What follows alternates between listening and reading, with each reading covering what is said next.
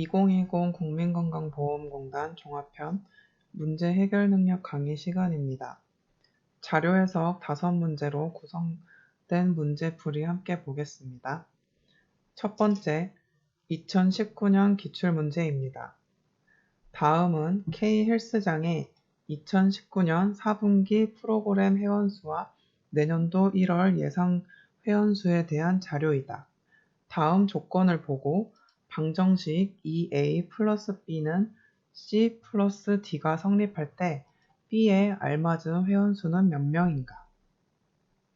아래 표는 K 헬스장 운동 프로그램 회원 현황으로 2019년 4분기인 10월부터 12월까지 그리고 2020년 1월에 각 운동 프로그램에 대한 회원수가 적혀 있습니다. 다음 이제 조건을 읽어보시면 2019년 11월 요가 회원은 전월 대비 20% 증가했다. 4분기 필라테스 총 회원수는 GX 총 회원수보다 37명이 더 많다. 내년 1월 필라테스의 예상 회원수는 올해 4분기 필라테스의 월 평균 회원수일 것이다. 여기서 내년은 2020년을 말하는 것이며 조건을 차례대로 다시 읽어보면서 문제를 풀어보겠습니다. 처음 조건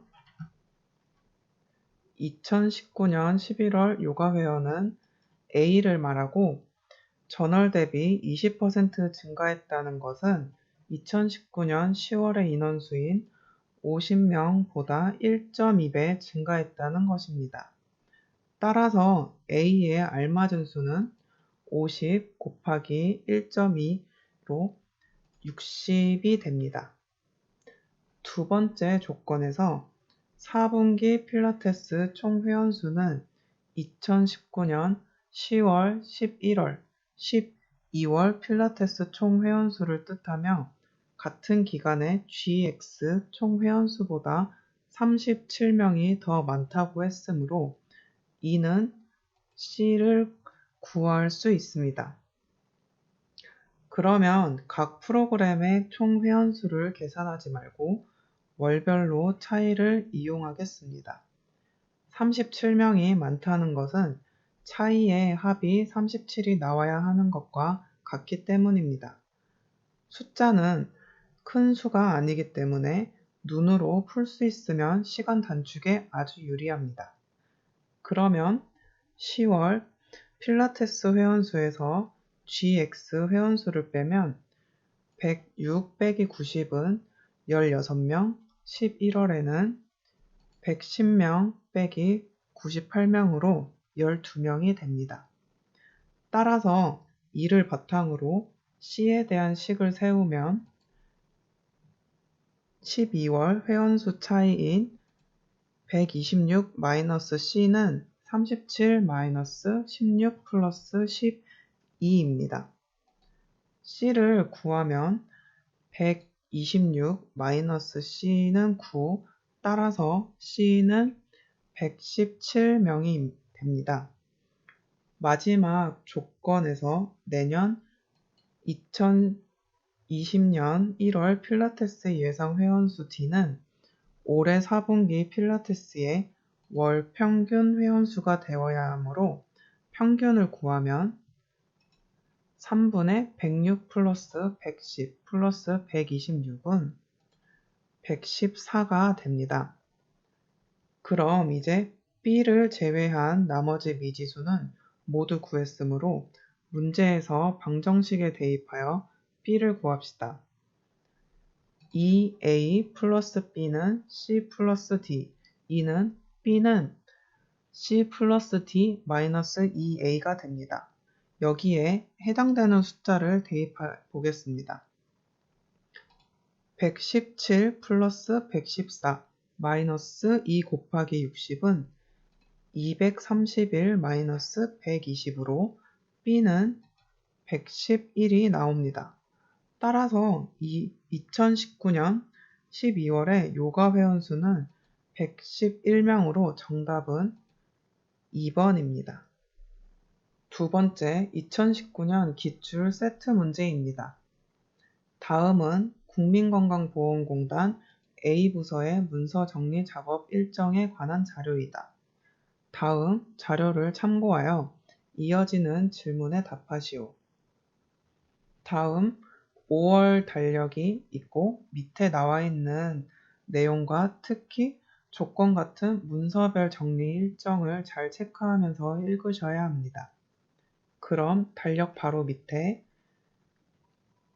달력에 대한 설명을 읽으면 일주일의 시작은 일요일이며 첫째 주는 1일부터이다. 일정을 읽으면 A 문서는 매주 수요일, 목요일에 정리를 한다. B 문서는 이 문서를 정리한 주를 제외하고 토요일에 정리한다. C 문서는 A 또는 이 문서를 정리하는 날에 같이 정리하며 매달 3번씩 정리한다. D 문서는 B 문서를 정리하고 이틀 후에 문서를 정리하여 같이 보관한다. 이 문서는 매달 9일, 20일에 정리하여 보관한다. F 문서는 매주 화요일에 정리한다. 문제를 풀기 위해 달력 설명을 먼저 표시하겠습니다.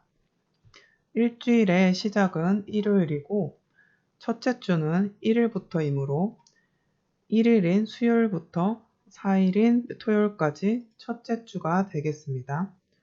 그리고 5월은 둘째 주, 셋째 주, 넷째 주, 다섯째 주까지 있습니다. 그럼 문서별 정리 일정을 토대로 A 문서부터 달력에 표시하며 정리해 봅시다. A 문서는 매주 수요일과 목요일에 정리를 합니다. 첫째 주부터 다섯째 주까지 수요일과 목요일이 모든 주에 있으므로 적어 놓습니다. 그 다음 B 문서는 이 문서를 정리한 주를 피해서 다른 주 토요일에 정리를 한다고 했으므로 이 문서를 먼저 체크합시다. 이 문서는 매달 9일과 20일에 정리합니다. 그러면 B 문서는 9일 목요일과 20일 월요일에 속한 둘째 주와 넷째 주를 제외한 토요일인 첫째 주와 셋째 주이며 4일과 18일에 정리가 됩니다. C 문서는 A 또는 이 문서를 정리하는 날에 같이 정리하고 매달 3번씩 정리하므로 딱히 정해진 날짜는 없으며 A 또는 이 문서를 정리하는 날 중에 3일만 고릅니다. C 문서를 정리하는 날은 정해진 것이 아니므로 체크는 생략하겠습니다. D 문서로 넘어가서 B 문서를 정리하고 이틀 후에 문서를 정리한다고 했으므로 B 문서는 토요일에 정리하고 이틀 후인 월요일에 D 문서를 정리하게 됩니다. 따라서 6일과 20일에 D 문서를 정리가 됩니다. 마지막으로 F 문서는 매주 화요일에 정리하므로 둘째 주부터 다섯째 주까지 화요일에 F 문서를 적습니다. 그럼 이제 달력의 일정을 모두 정리했으니 문제를 풀어보겠습니다. 세트 첫 번째 문제 A부터 F 문서 중 5월에 두 번째로 정리를 많이 한 문서는 무엇인가? 옆에 다시 달력을 보시면 다 체크를 했기 때문에 한눈에 첫 번째로 가장 자주 정리한 문서는 A 문서로 10번을 정리했습니다. 그리고 B 문서는 2번, C 문서는 일정에서 매달 3번씩 정리하므로 3번입니다. 다음 D 문서는 2번, E 문서도 2번이고 F 문서는 4번이 되겠습니다. 따라서 두 번째로 정리를 많이 한 문서는 F 문서이며 정답은 4번입니다. 세트 두 번째 문제입니다. 5월 중 세 종류 이상 문서를 정리하지 않은 주는 몇째 주인가? 첫째 주부터 차례대로 보면 첫째 주는 A, B 문서 두 종류, 둘째 주는 A, D, E, F 문서 네 종류이고 셋째 주는 A, B, F 세 종류입니다.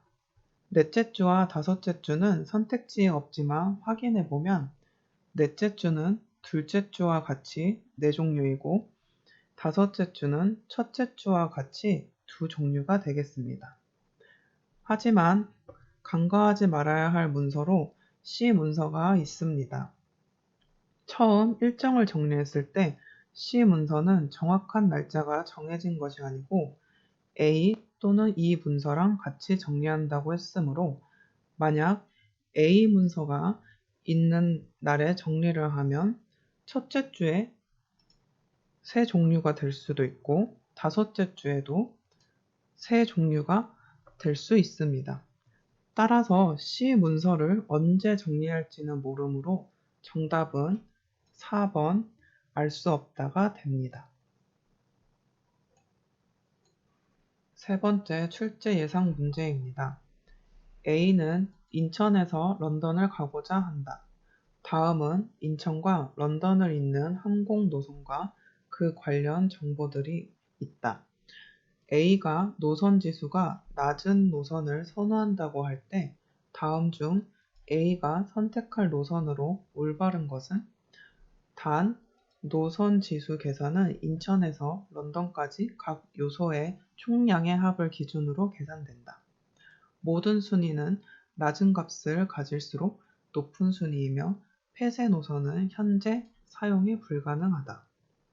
노선 목표를 보시면 인천에서 중간 경유 지역이 베이징부터 상하이까지 나오고 다음으로 런던까지 나뉘어져 있습니다. 그리고 각 노선마다 거리, 걸리는 시간, 요금과 마일리지가 적혀 있으며 아래 노선 지수 공식을 확인하면 총 거리 순위 곱하기 0.8 플러스 총 시간 순위 곱하기 0.7 플러스 총 요금 순위 곱하기 0.2로 인천부터 런던까지의 거리, 시간, 요금, 순위에 따라 가중치가 적용되어 노선 지수가 계산됩니다. 그럼 경유 지역에 따른 출발지와 도착지의 거리, 시간, 요금, 순위를 알아보기 위해 계산해 보겠습니다. 경유지는 베이징, 하노이, 방콕, 델리, 두바이, 카이로, 상하이 총 7곳이며 베이징이 경유지인 경우는 거리가 9,084km, 하노이는 11,961km, 방콕은 13,242km, 나머지 델리, 두바이, 상하이는 표에 나온 것과 같습니다. 보시면 총 거리의 숫자를 보면 크게 차이가 나지 않으므로 정확한 노선 지수 계산을 위해 직접 더해 주시는 것이 좋습니다. 순위를 적으면 1위는 베이징, 2위는 상하이, 3위는 델리, 다음은 하노이, 카이로, 두바이, 방콕 순입니다. 총 시간을 구하면 시간은 숫자가 작아 빨리 계산할 수 있습니다. 방콕이 16시간으로 가장 길고 베이징이 10시간으로 가장 빠릅니다. 그래서 베이징이 이번에도 1위이며 2위는 상하이가 됩니다. 마지막으로 합산 요금을 보겠습니다. 요금도 시간과 비슷하게 숫자가 간단하기에 계산을 하면 다음과 같습니다. 순위는 가장 저렴한 방콕이 1위이고 꼴찌는 150만원인 베이징으로 가장 비쌉니다. A가 선택할 노선은 노선 지수가 낮은 노선을 선호한다고 했으므로 노선 지수 공식을 다시 보시면 총 거리 순위와 총 시간 순위의 점수가 총 요금 순위 점수보다 훨씬 많은 비중을 차지합니다. 이는 총 거리 순위와 총 시간 순위가 높은 노선을 택하고 낮은 등수의 노선은 계산할 필요가 없다는 것입니다. 따라서 문제를 풀기 위해, 즉 순위를 알기 위해 모든 곳에 계산이 필요하며 잠정 폐쇄인 곳은 사용이 불가능하므로 베이징과 방콕의 노선지수 계산은 필요가 없습니다. 그렇다면 두 곳을 제외한 나머지에서 총 거리와 총 시간 순위가 대체로 높은 것을 고르면 상하이와 델리이며 두바이는 순위가 낮으므로 계산할 필요가 없습니다. 선택지인 상하이, 델리, 카이로, 하노이 네 곳만 비교하여 노선 지수가 가장 낮은 곳을 택하면 됩니다. 하노이부터 공식에 대입하여 계산하면 8.2, 델리는 5.6, 카이로는 7.1, 상하이는 4.2가 나옵니다. 따라서 A가 선택할 노선은 경유지가 상하이이며 정답은 1번입니다. 네 번째 실전 모의고사 문제입니다. 다음 자료를 근거로 판단할 때 연구 모임 A에서 D 중 두 번째로 많은 지원금을 받는 모임은 지원 계획을 확인하면 지원을 받기 위해서는 한 모임당 6명 이상 9명 미만으로 구성되어야 한다. 기본 지원금은 모임당 1,500, 1,000원 기본으로 지원한다. 단 상품 개발을 위한 모임의 경우는 2,000, 1,000원을 지원한다. 추가 지원금 등급별로 구성원 1명당 등급이 상인 곳은 120,000원, 중은 100,000원, 하는 70,000원이다. 추가 지원금은 연구계획 사전평가 결과에 따라 달라진다.